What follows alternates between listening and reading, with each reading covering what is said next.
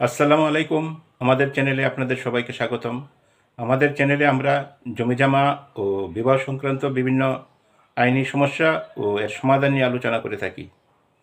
তো চলুন শুরু করা যাক আজকের আলোচনা। অনেক পরিবারে দেখা যায় বাবা মায়ের মৃত্যুর পরে যে সম্পত্তি রেখে যায় এই সম্পত্তি অবিভক্ত সম্পত্তি হিসেবে থাকে। এই অবিভক্ত সম্পত্তিতে বাবা মায়ের মৃত্যুর পরে ছোট ভাই বেরাদার যারা থাকে তাদের হাল ধরার জন্য বড় কোনো ভাই থাকে, বড় কোনো বোন থাকে। তারাই এক সময় দেখে যে এই সম্পত্তি তারা কখনোই কিন্তু ভাগ বাটোয়ারা করে না। অবিভক্ত সম্পত্তি তারা ভোগ দখলে থাকে, বোনদেরকে বিয়ে দিয়ে দেয়। তারপরে ছোট ছোট ভাইরা দেশ বিদেশে চাকরি করার জন্য চলে যায় এবং যে কোনো এক ভাই এই সম্পত্তিতে ভোগ দখলে থাকে বা দুই ভাই ভোগ দখলে থাকে। পরবর্তীতে যেই সকল ভাইরা প্রবাসে থাকে বা অন্য জেলায় চাকরিতে থাকে তারা এসে সম্পত্তি চাইতে গেলে এই সম্পত্তি ভাগ বাটোয়ারা করতে চায় না, আপোষ বন্টনামা দলিল করতে চায় না। মৌখিক ভাবে বলে দেয় তুমি উত্তর পাশে খাও, তুমি পূর্ব পাশে খাও, পশ্চিম পাশে খাও, এরকম বলে দেয়। সর্বোচ্চ নিম্ন যে শ্রেণীর সম্পত্তি যার ভ্যালুয়েশন অনেক কম সেইখান থেকে বোনদেরকে দিয়ে দেয়, ইত্যাদি ইত্যাদি। পরবর্তীতে যখন এই সম্পত্তি নিয়ে ভাগাভাগির একটা পর্যায়ে চলে আসে তখন এই আপোষ বন্টননামা দলিল করার জন্য যখন উদ্যোগ নেওয়া হয় অনেকে ভেটো দেয়, বলে যে না, আপোষ বন্টননামা দলিল করতে পারবো না। আবার বঞ্চিত ওয়ারিশের সম্পত্তি চাইতে গেলে তাদেরকেও বলে যে সম্পত্তি দেওয়া যাবে না। তাহলে এই সকল ব্যক্তিরা কি করবেন? আপনারা জানেন যে মৃত ব্যক্তি যে সম্পত্তি রেখে গেছে এই সম্পত্তির প্রত্যেক দাগে দাগে, প্রত্যেক ইঞ্চিতে ইঞ্চিতে কিন্তু তার রেখে যাওয়া ওয়ারিশ, স্ত্রী, পুত্র সন্তান, কন্যা সন্তান সবাই কিন্তু মালিক। সেখান থেকে তাদেরকে কখনোই কিন্তু বঞ্চিত করা যাবে না।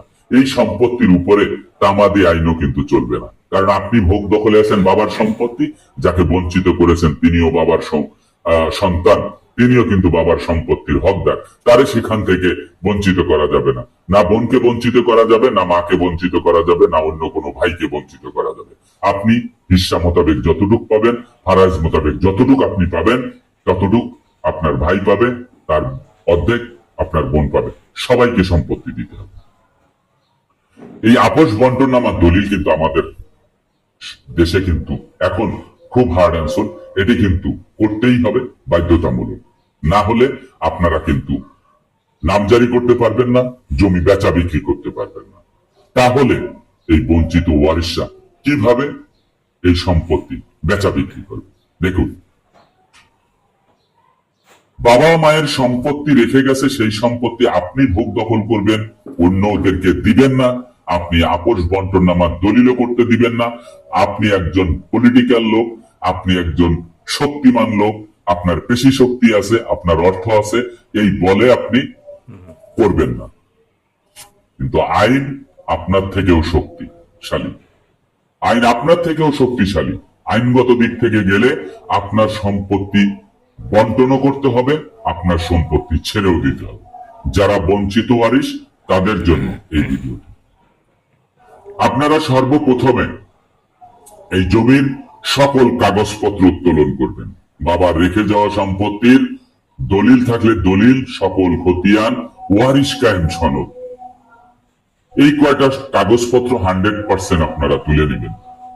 তোলার পরে আপনারা সর্বপ্রথম মিলিয়ে দেখবেন আপনারা এই সম্পত্তি থেকে কি পরিমাণ সম্পত্তি পাবেন। আপনাদের নিজেদের একটা বুঝ আছে, এই বুঝটি কিন্তু আপনাদের নিতে হবে।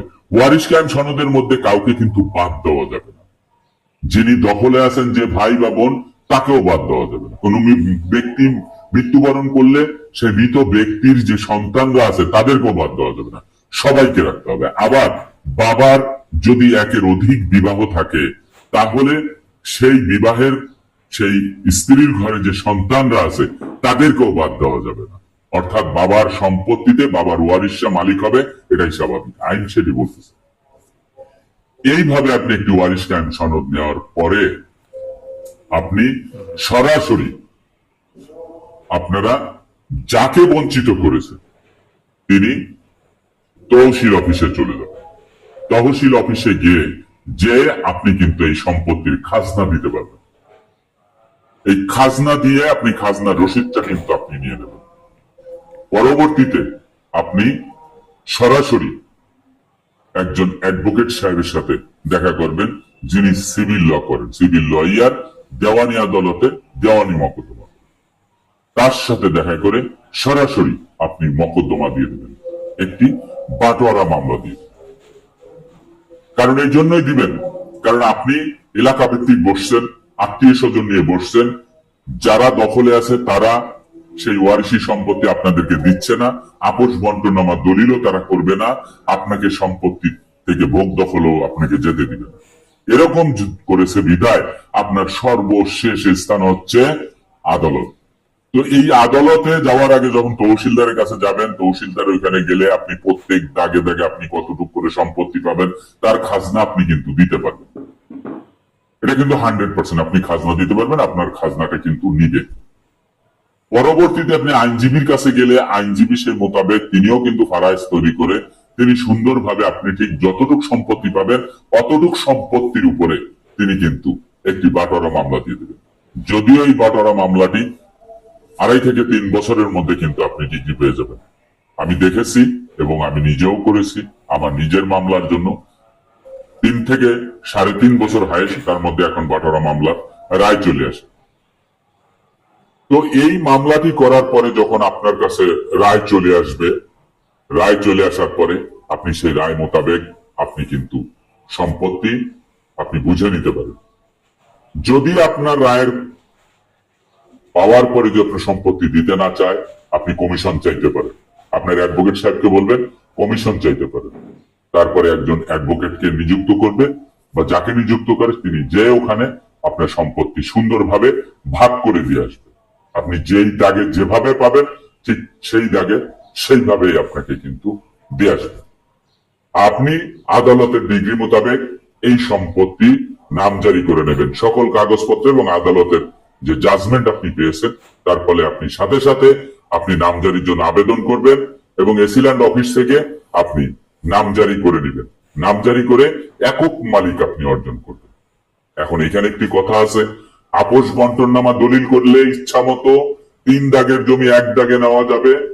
ভাই বোনদের মধ্যে আপোষ করে ভালো জমি তাদেরকে দিয়ে নিচু জমি একটু বেশি নেওয়া যাবে, সবাই আলোচনার ভিত্তিতে। যদি সেটি না হয় আপনার সম্পত্তি তো আপনাকে ফিরে পেতে হবে, আপনার সম্পত্তির মালিকানা তো আপনাকে নিতে হবে। সেজন্য আপনাকে সর্বশেষ আপনি বিজ্ঞ আদালতের শরণাপন্ন হয়ে একজন আইনজীবীর মাধ্যমে এই মকদ্দমা দিয়ে আপনার সম্পত্তি আপনি বের করে নিতে পারবেন। অনেক ভাই বন্ধুরা প্রশ্ন করে তাহলে তো ক্ষতি হবে। দেখুন, লাভ লসের কোনো বিষয় না। আপনি ঠিক আইনগত দিক থেকে যতটুকু সম্পত্তি 1 দাগে 5% জমি আছে, আপনারা 5 ভাই বোন 1% জমি পাবেন, আদালত আপনাকে সেই দাগে 1% জমি দেবে। আদালত আপনাকে 2% জমি দেবে। 5টি দাগে 5%, 10টি দাগে 20%, সেভাবে ভাগ করে আপনার নামে জাজমেন্ট দিয়ে দেবে। সেভাবে আপনি সম্পত্তি পেয়ে যাবেন। আশা করি আপনারা এই বিষয়টি বুঝতে পেরেছেন। আমাদের ভিডিওটি আপনার ভালো লাগলে লাইক, কমেন্ট ও শেয়ার করতে ভুলবেন না। আর এই ধরনের ভিডিও পেতে আমাদের চ্যানেলটি সাবস্ক্রাইব করে আমাদের সাথে থাকুন। ধন্যবাদ সবাইকে। আল্লাহ হাফেজ।